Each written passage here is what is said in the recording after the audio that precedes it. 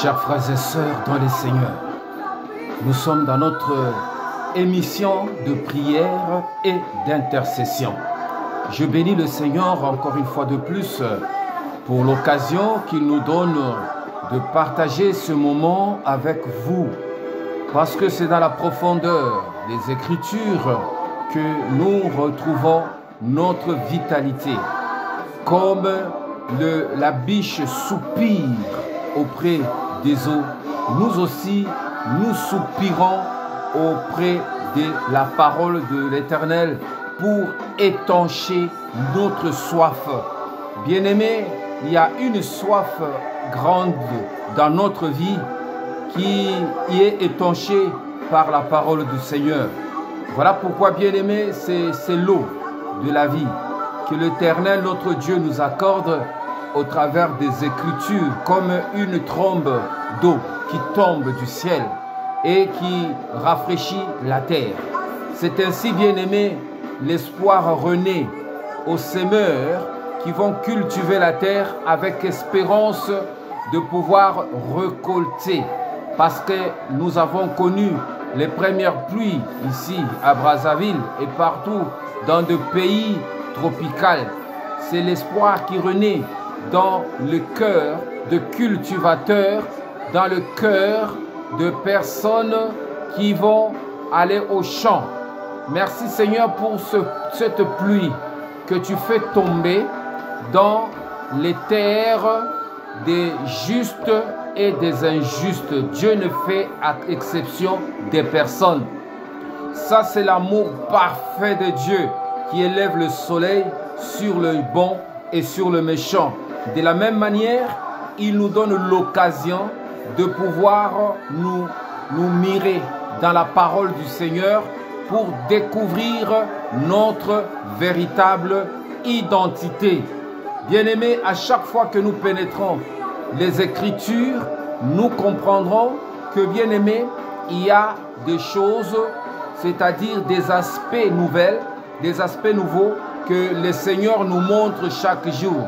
Nous l'avons vu, il nous a montré l'aspect qu'il manifeste comme un flambeau qui éclaire. La ville sainte, Jérusalem céleste, ne sera pas éclairée par le soleil comme nous sur la terre, qui sommes éclairés par le soleil le jour et qui sommes éclairés par la lune et les étoiles pendant la nuit. Mais la nouvelle Jérusalem n'a pas besoin du soleil pour être éclairée, parce que Jésus-Christ, il est lui-même une source de lumière qui va éclairer sa ville. C'est ce flambeau qui est aimé que Jean, l'apôtre, a vu, qui éclaire la ville. Et nous voyons bien que Jésus se manifeste comme étant le flambeau de notre vie. Toute personne qui accepte Jésus-Christ devient comme une manche sur laquelle Jésus enroule un morceau de tissu torsadé, il enroule, et c'est Jésus qui met un produit inflammable qui est identifié comme étant la résine de cire et sur lequel Jésus met le feu. Nous sommes appelés à brûler, bien-aimés, dans ce monde, parce que le Seigneur, notre Dieu, est un feu dévorant. Et tout enfant de Dieu est accompagné toujours par un feu qui accompagne sa vie. C'est cette chaleur que tu dégages devant le problème et tu arrives à engloutir les situations même difficiles, à les rendre inefficaces. Et lorsque le monde te fait rentrer dans la fosse aux lions, bien-aimé, ton feu brûle, ce flambeau éclaire, et les lions et les animaux féroces ne te voient pas, mais ils voient une flamme de feu. Qui peut s'approcher devant le feu dévorant? Bien-aimé, c'est ce que Daniel dans la fosse aux lions est devenu un feu. C'est ce que Shadrach, Meshach, Abednego dans la fournaise ardente, ils sont devenus de feu.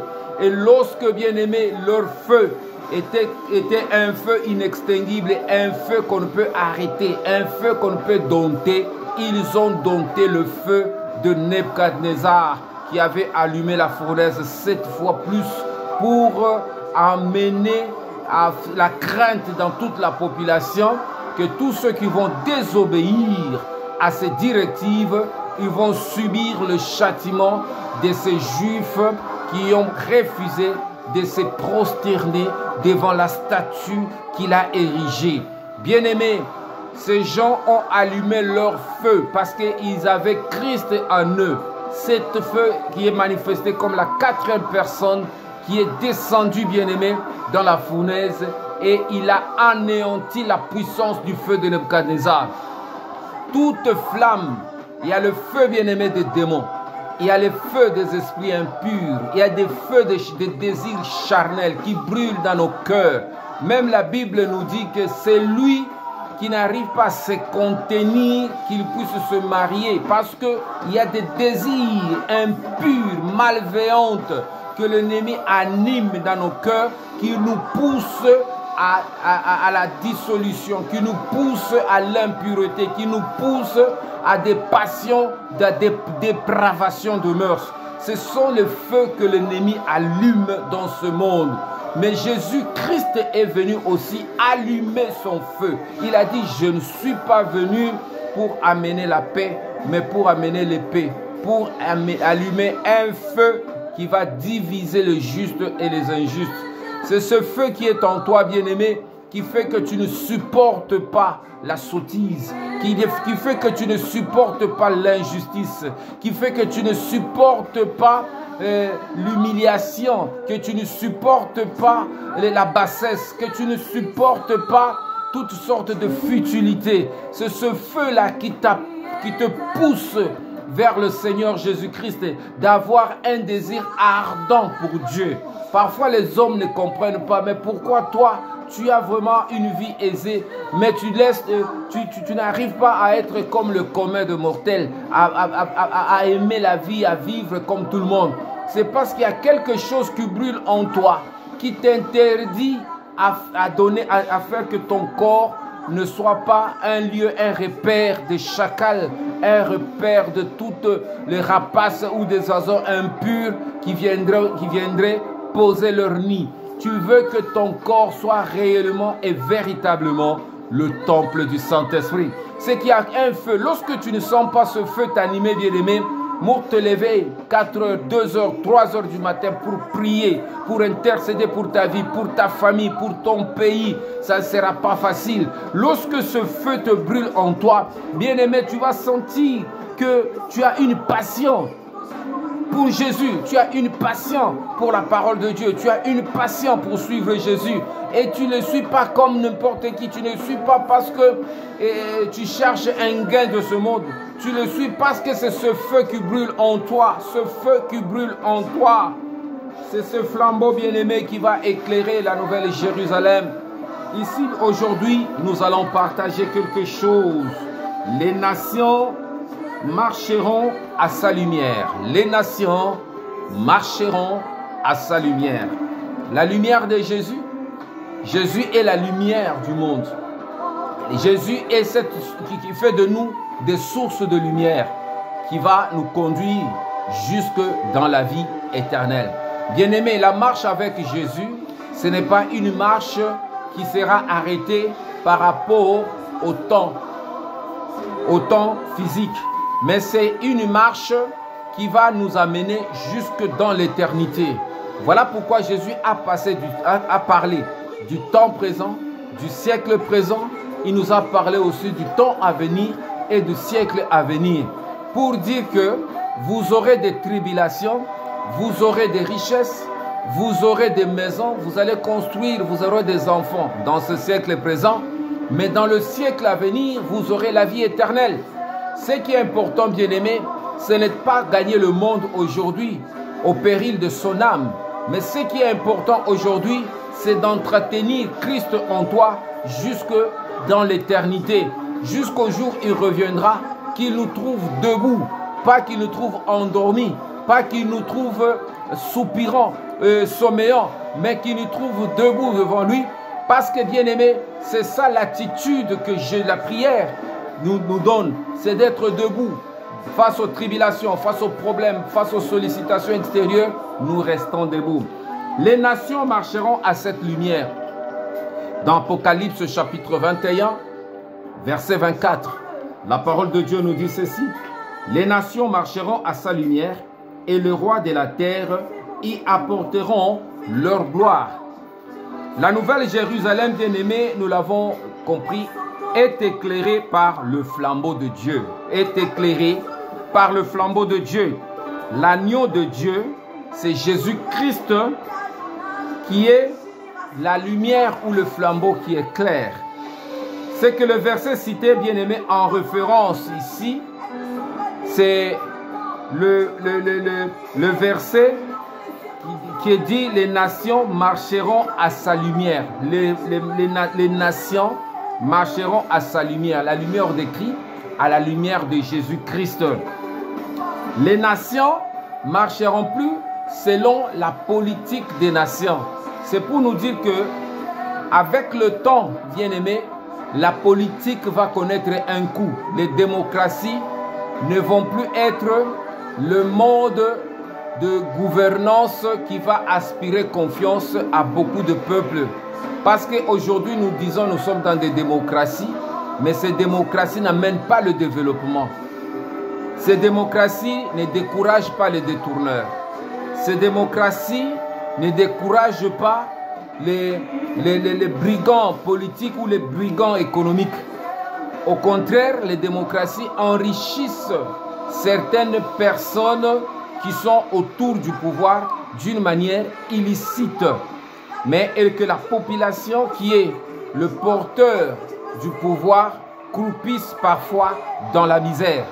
Or, quelle est cette source de gouvernement, de gouvernance qui peut amener aux gens d'être aussi riches, de s'enrichir scandaleusement et d'appauvrir la population? Donc il y a quelque chose, il y aura tellement de remous dans le jour à venir où les gens vont commencer à critiquer les démocraties et toutes ces choses. Et alors il y aura tellement de conflits parce que la politique qui est assise sur la démocratie, c'est ce qui donne la légitimité aux gens d'exercer le pouvoir, de ne pas recourir aux armes et aux coups d'État, mais de pouvoir aller par les voies des urnes et être élu pour diriger le peuple. Mais dans toutes ces choses, il y a de la magouille. Parce que le peuple qui vont élire leurs dirigeants, parfois ce ne sont pas ces dirigeants-là qui sont proclamés, qui sont désignés, parce qu'il y a beaucoup de magouilles dans les systèmes politiques actuels. Toutes ces choses, bien-aimés, connaîtront leur fin selon la lumière que Jésus-Christ va allumer dans ce monde. Ça va faire que le peuple sera tellement exigeant et que le peuple n'aura peur ni de la mort, n'aura ni peur d'être piétiné. Il va défendre sa cause même au sacrifice suprême. Ce qui va amener les dirigeants à venir, le gouvernant à venir, à considérer l'aspiration du peuple et à pouvoir matérialiser cela. C'est là où vous aurez que les dirigeants qui viendront demain dans le Grand Congo, ce seront des dirigeants que le peuple va chercher plus à remplir, qui vont remplir plus de critères d'intégrité, de moralité. Ça ne seront pas des personnes qui font n'importe quoi avec l'argent du trésor public, qui vont tellement rendre compte de chaque centime qu'ils vont dépenser. Et vous voyez, bien aimé, ça va amener plus de justice, plus d'équité, plus d'équilibre et plus de développement. Mais cette lumière, bien aimée, c'est Christ qui va allumer ce flambeau dans le cœur de personnes, dans le cœur de gens. Parce que la lumière, le feu est contagieux. Lorsque la Bible nous dit que même notre langue est comme un feu qui peut embraser même toute une forêt, même toute une nation, même toute une région, même toute une famille. Il y a des familles qui sont divisées aujourd'hui tout simplement parce qu'il y a eu des paroles qui sont sorties des bouches des personnes qui ont amené le feu dans cette famille. Et ces familles ne s'entendent pas jusqu'aujourd'hui. Mais le feu que Jésus veut manifester dans ce monde, c'est un feu de justice. c'est un feu d'équité, c'est un feu de moralité, c'est un feu, bien-aimé, de pureté. Ce n'est pas un feu qui pousse les gens à la dépravation. Donc ici, bien-aimé, ce sont des prophéties qui ont été dites même avant l'Apocalypse. Et nous voyons bien que les nations, les rois vont apporter l'allégeance à Jésus. Nous aurons des autorités qui reconnaîtront Christ comme leur source de pouvoir et qui vont marcher dans l'intégrité de la parole du Seigneur, qui seront aussi une source de vie pour leur peuple, une source de bénédiction. Vous comprenez, bien-aimés? C'est des gens qui vont amener le respect de la parole de Dieu, de la puissance de Dieu. Ça va commencer en haut. Nous n'aurons plus de dirigeants qui ont la fausseté, qui sont dans des loges, qui sont dans des trucs bizarres. Nous aurons des personnes qui seront tellement intègres, imbibées de la flamme de la justice dans leur cœur et qui vont la manifester dans les lois que le Parlement, que ce soit le Sénat, vont prendre pour amener à ce que toutes choses, la nation soit conduite selon l'équité, selon la justice. Il y aura la justice sociale, il y aura la justice économique, il y aura la justice financière, il y aura la justice dans beaucoup de choses, dans l'éducation, dans toute distribution de richesses. Seulement que chacun aura sa part. Même ceux qui n'ont rien, les indigents, auront toujours quelque chose pour vivre. Lorsqu'ils vont tomber malades, ils trouveront des hôpitaux pour les soigner parce que ce sont des citoyens d'un État. Ils auront l'État comme étant leur papa, leur père et leur maman pour leur entretenir, leur donner maintenant des conditions de pouvoir s'intégrer dans la société et d'émerger. Nous n'aurons pas de personnes bien-aimées qui seront à la traîne des autres, mais toute personne va aspirer, ça sera un rêve d'un grand pays, d'un grand Congo auquel tout le monde va chercher à rêver. Mais bien-aimés, ce ne sont pas des choses qui sont dans l'illusion, mais c'est la lumière de Christ qui fait que des nations que nous avons connues pendant la Deuxième Guerre mondiale, qui mouraient de faim, qui n'avaient rien, bien-aimés, de subsistance, qui cherchaient, bien-aimés, à survivre, aujourd'hui sont des piliers des économies les plus florissants et qui sont en train d'imposer leur dictat, même dans le concert des nations, tel que la Chine aujourd'hui, bien-aimés. Mais il a fallu, bien-aimés, des personnes qui devaient se lever pour affronter le problème en face. Nous aurons ces dirigeants dans le Grand Congo. Ce sont des personnes que Dieu va illuminer, Dieu va éclairer, Dieu va doter d'un potentiel, d'un flambeau qui va illuminer. Ce seront des leaders charismatiques qui ne vont pas accepter que le Congo, le Grand Congo, puisse être une nation qui est en train de patauger ou de tâtonner, qui vont se battre. Et les personnes qui seront appelées des ministres, ce seront des apôtres, des gens qui viendront pour changer les choses. Là où il n'y a pas l'eau, ils vont amener l'eau. Là où il n'y a pas l'électricité, les problèmes d'énergie, ils auront une lumière qui va les éclairer pour donner l'énergie à tout Congolais. Là où il y a le problème de santé, ils vont... Parce que c'est à cela, bien-aimés, que Dieu suscite les meilleurs d'entre nous pour qu'ils soient devant nous. Moïse, c'était quelqu'un qui était comme un flambeau en Israël. Il était en même temps un chef politique et un chef spirituel. Il a conduit le peuple de Dieu avec la loi du Seigneur parce qu'il a rencontré Christ. Il a rencontré sur le mont Horeb la loi du Seigneur dans un feu Dieu écrivait et le peuple entendait Dieu parler. Tu aimeras le Seigneur ton Dieu de tout ton cœur, de toute ton âme, de toute ta force, de tout ton... Il entendait cela. Tu n'auras pas d'image devant ma face. Honore ton père et ta mère. Tu ne voleras pas, tu ne feras pas ceci, ceci. Vous voyez, bien-aimés. Et lorsque le peuple entendait ces choses, leur cœur brûlait. Donc, lorsque, bien-aimés, nous nous approchons de la parole de Dieu, et que si cette parole tu as toujours écoutée n'a jamais été pour toi un feu qui brûle dans ton cœur, c'est que Jésus n'a jamais été pour toi un flambeau pour t'éclairer. Toute personne bien-aimée qui ont rencontré le feu de Christ, qui a brûlé dans sa vie, qui a brûlé dans son cœur, ils ont changé. S'ils étaient un impudique, il a laissé l'impudicité. Ce feu brûle, bien-aimé, l'impudicité. Si c'était un idolâtre, il va laisser l'idolâtrie. Si c'était un menteur, il va laisser le mensonge. Parce que ce feu, bien-aimé, ne peut pas marcher ensemble avec le péché. C'est un feu qui vient brûler d'abord le péché et transformer notre vie en un autre homme. Une prophétie annoncée depuis 1800 ans, plutôt avant la rédaction de l'Apocalypse, il dit et s'adressa à la future Jérusalem. Ésaïe 60, verset 3. Des nations marcheront à la lumière de rois et des rois à la clarté de ton aurore. Lorsque, bien-aimé, la lumière de Christ commence à te conduire, Christ devient pour toi un flambeau qui te conduit, c'est qu'il y aura des gens qui vont commencer à te suivre. Comprenez, bien-aimé? Toute personne qui devient un flambeau, il devient une référence. Voilà pourquoi il y a des personnes qui vont chercher à te suivre, la manière, ton modèle, ta façon de faire. Vous voyez bien, la plupart des leaders, bien-aimés, ils ne laissent pas les gens, ils n'influencent pas, et en fait, ils influencent les gens par leur comportement, par leur façon de faire des choses.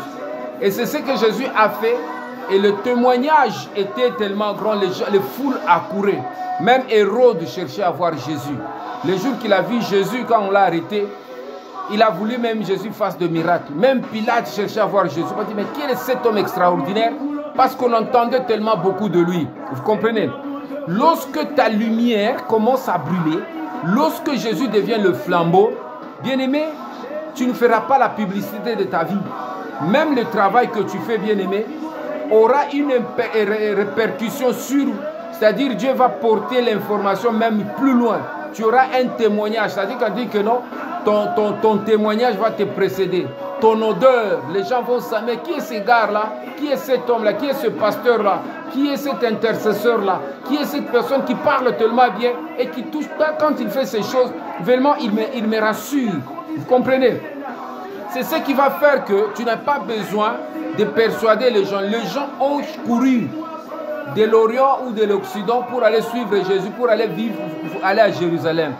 Lorsque le flambeau de Salomon a éclairé, la sagesse de Salomon était tellement grande. Il y a eu la reine de Saba qui quittait l'Éthiopie pour aller à Jérusalem, pour écouter le message ou la sagesse de Salomon. Lorsque le flambeau de Christ commence à brûler en toi, bien-aimé, il y a des gens qui vont venir de l'Orient, de l'Occident. Il y aura les gens qui vont chercher à découvrir quelle est cette lumière-là qui est en train d'éclairer. Voilà pourquoi, bien-aimés, il faut que nous tenions Christ d'abord et que Christ soit notre flambeau. Ne fais rien sans être précis, sans être conscient que réellement tu es éclairé. Ésaïe a parlé de ça. Des rois viendront, bien-aimés. Des nations marcheront à la lumière. Le verset qui suit nous parle des gens qui se rassemblent tous et qui viennent vers le futur Jérusalem. Ici, Jérusalem n'est pas seulement une ville, mais Jérusalem, c'est une nature que Dieu manifestait dans notre vie, que Dieu va manifester dans notre cœur, que Dieu va manifester dans notre esprit. Dans Ésaïe 60, verset 4, la parole de Dieu dit « Lève les yeux et regarde autour de toi. Lève les yeux et regarde autour de toi. Ils se rassemblent tous, ils viennent vers toi. Les fils arrivent de loin, les filles sont portées dans les bras. » C'est que, bien-aimé, il y a des choses que Dieu va amener de loin qui viendront vers toi. Un enfant de Dieu qui tient Christ comme un flambeau, il ne va pas courir derrière la bénédiction. Mais il sera capable d'attirer la bénédiction. Il sera capable d'attirer l'or. Il sera capable d'attirer l'argent. Parce que sa lumière va amener de grands. Sa lumière va amener des rois. Sa lumière va amener des hommes sages. Des gens viendront pour écouter, pour prier, pour glorifier. le Seigneur. C'est ici, bien-aimé, le Seigneur nous fait comprendre la capacité, le pouvoir que détient le flambeau de Jésus-Christ. Quand le flambeau est allumé, il n'attire pas seulement de mauvaises choses. Il attire les insectes nuisibles, les gens qui viennent déranger, les gens qui viennent se moquer, les gens qui viennent perturber. Mais il attire aussi des bonnes choses. C'est comme un filet que Jésus jette dans la mer, qui attire, qui capte les crabes, qui capte toutes sortes de poissons. Mais au finish, il y a un tri qui sera fait par le pécheur. C'est que, bien aimé, notre lumière doit brûler dans ce monde. Le monde dans lequel nous vivons a besoin de voir la manifestation du flambeau qui est Christ. Fais-le brûler dans ta maison. Fais-le brûler dans ton travail. Fais-le brûler partout où tu vis. Bien-aimé, tu ne sais pas l'impact que tu amènes dans les gens. Il y a des guérisons qui sont faites par rapport à l'aura que tu portes, cette chaleur que tu portes, la personne que tu salues. Tu ne sais pas quelle joie, quelle paix que tu lui communiques. Parce que, bien-aimé, il y a des choses qui sont transmissibles. Lorsque Marie a dit bonjour, salut à Élisabeth, bien-aimé, l'enfant qui était dans le ventre d'Élisabeth a tressailli de joie. Parce que Jésus qui était dans le sein de Marie portait un feu. Et ce feu a communiqué à Jean-Baptiste qui était dans le sang. Et Jean-Baptiste a tressailli de joie. Pour nous dire que même la salutation que tu dis à quelqu'un peut communiquer quelque chose, une grâce particulière. Le flambeau ne doit pas être éteint dans ta vie. Christ, c'est lui qui est le juste juge. Bien-aimé, parce que cette flamme, elle est une flamme que personne ne peut détruire. Nous devons laisser un souvenir, un témoignage avant de quitter cette terre. Parce que toute personne qui a le flambeau allumé, le flambeau attire le combat. Et le flambeau nous donne toujours des victoires. Quelle que soit la nature du combat qui peut se lever dans ta vie, le flambeau va te donner la capacité d'affronter ce combat et de le vaincre. C'est ainsi que toute personne qui a eu ce flambeau, comme David, devant Goliath, il n'y avait pas match. Mais la flamme du feu qui brûlait en David a regardé Goliath comme un champ qui devait être abattu et jeté aux oiseaux du champ. C'est ainsi, bien-aimé, tu ne vas pas avoir peur de qui que ce soit ou de quoi que ce soit. Parce qu'il n'y aura aucune peur dans la flamme de Jésus. La mort va s'approcher. Devant toi, tu vas regarder la mort en face et la mort va fuir. La maladie va s'approcher. Tu vas regarder la maladie avec foi et la maladie va se courber. La pénurie, le problème d'argent, le problème de manger, de nourriture ne sera pas des problèmes pour toi parce que ta flamme va attirer la gloire, va attirer le grand, va attirer la richesse, va attirer la solution. C'est cette flamme, bien-aimée, qu'il faut allumer dans ta vie. La nouvelle Jérusalem dans laquelle Dieu veut nous conduire, veut conduire le Congo, veut conduire nos vies, nos dirigeants, veut conduire, bien-aimés, que nous ayons une mentalité de l'éternité. Que le Seigneur nous bénisse. Seigneur, je te remercie parce que les nations vont marcher, Seigneur notre Dieu, à la lumière de ton amour. Seigneur, les nations, les politiques des nations vont changer parce que tu allumes un feu. J'allume le feu, Seigneur, nouveau dans le Grand Congo. Un feu de délivrance, un feu qui va changer les choses, qui va arrêter l'hémorragie du mal, qui va transformer nos cœurs, transmuer nos âmes, nous pousser bien vers le bien, vers la justice et vers la gloire. Seigneur, que cette chaleur de ta lumière nous attire, Seigneur notre Père, des bénédictions qui sont au loin et nous rapproche vers les personnes potentielles, vers les personnes qui détiennent les clés de notre vie. Comme Samuel s'est approché de David avec l'huile d'onction qui devait être versée sur lui pour lui ouvrir sa destinée. Seigneur, la flamme que tu allumes dans nos vies va nous attirer les personnes providentielles qui vont nous dire ce que nous devons faire. Aucune maladie, Aucune situation difficile ne peut résister devant la flamme des flambeaux de Jésus-Christ. J'allume le flambeau dans ma vie. Jésus-Christ mon flambeau. J'allume le flambeau dans ma maison. Jésus-Christ mon flambeau. J'allume le flambeau dans mon travail. Jésus-Christ mon flambeau. J'allume ce flambeau partout où je marche, partout où je vais. Que ce flambeau brûle la méchanceté du monde, brûle la haine, la jalousie, le rancœur, l'hypocrisie, toutes sortes de péchés. Que ce flambeau me révèle les choses cachées. Que ce flambeau me montre le chemin, me donne la sensibilité. Seigneur, que je sois un modèle pour les autres. Que mes paroles, c'est notre Dieu, puissent toucher les personnes qui sont dans le besoin, qui sont perdus dans le gouffre de ce monde, qu'ils trouvent une lueur d'espoir. Seigneur, que cette lumière brûle ceux qui déshonorent ta parole, qui sont dans l'incrédulité, et qu'ils soient persuadés par ta parole. Seigneur, je prie pour que la flamme de feu que tu allumes aujourd'hui dans le Congo change notre vie, change notre mentalité et nous pousse vers notre destinée. Nous pousse, Seigneur, vers notre développement. Que ce flamme, c'est notre Dieu, nous révèle les Écritures, nous révèle, c'est notre Dieu, notre faiblesse, notre ignorance, et nous donne la capacité d'améliorer chaque jour, que nous soyons transformés en d'autres personnes. Je prie pour que cette flamme, ô Éternel, tu as allumé dans les cœurs des apôtres, sur la tête, c'est notre Dieu, comme la flamme de feu qui a brisé la peur, qui a brisé toutes sortes de péchés, qui a brisé toute la frayeur, les a poussés, Seigneur notre Dieu, à déclarer et à confesser ton nom publiquement. J'aimerais que mon cœur brûle, Seigneur, pour toi, tous les jours de ma vie, que rien ne m'arrête, qu'aucune situation ne m'empêche, Seigneur, de déclarer clairement tout ce que tu me dis. Je remercie, Seigneur, ton nom et je rends grâce à toi. Je prie pour le Congo, je prie pour mes dirigeants, je prie pour les autorités établies. Allume le feu, Seigneur notre Dieu, dans leur cœur, dans leur âme, dans leurs pensées.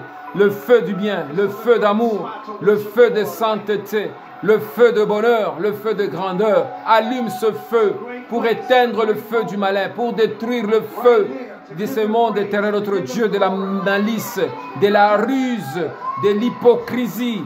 Seigneur, j'allume ce feu, Seigneur notre Dieu, de la justice et du bien-faire, de la bienfaisance, de la bienséance, des entrailles de compassion, Seigneur. J'allume ce feu pour marquer mon temps, que ce feu brûle, pour éteindre, c'est notre Dieu, le feu du malin. Seigneur, que ton nom soit glorifié, que ton nom soit béni, dans le nom puissant de Jésus. Que toute personne qui est maintenant malade en ce moment, Seigneur, j'allume le feu de la guérison dans son cœur. Toute personne qui est dans une situation difficile, j'allume maintenant le feu de la possibilité, la flamme maintenant de la facilité. Seigneur notre Dieu, je brûle, Seigneur, tout péché et toute barrière qui s'oppose à sa marche, qui l'entraîne toujours dans des choses incorrectes. Je prie, Seigneur notre Dieu, que ta force maintenant accompagne l'armée, c'est notre Dieu de la RDC qui est au front, pour pouvoir, c'est notre Dieu, faire la différence et terminer cette guerre au nom de Jésus. Que la flamme soit allumée dans le cœur de nos vaillants héros qui se battent jour et nuit, et qu'ils puissent maintenant travailler avec un esprit nouveau, une flamme de feu pour amener la paix à l'est de la RDC. Que cette flamme, c'est notre Dieu, brûle les ennemis qui amènent l'insécurité, toutes sortes de décadences. Maintenant qu'il brûle au nom de Jésus. Que les choses changent, que les choses changent, que les nouvelles changent dans le nom puissant de Jésus. Que le Seigneur vous bénisse et vous accorde la paix au nom de Jésus. Amen.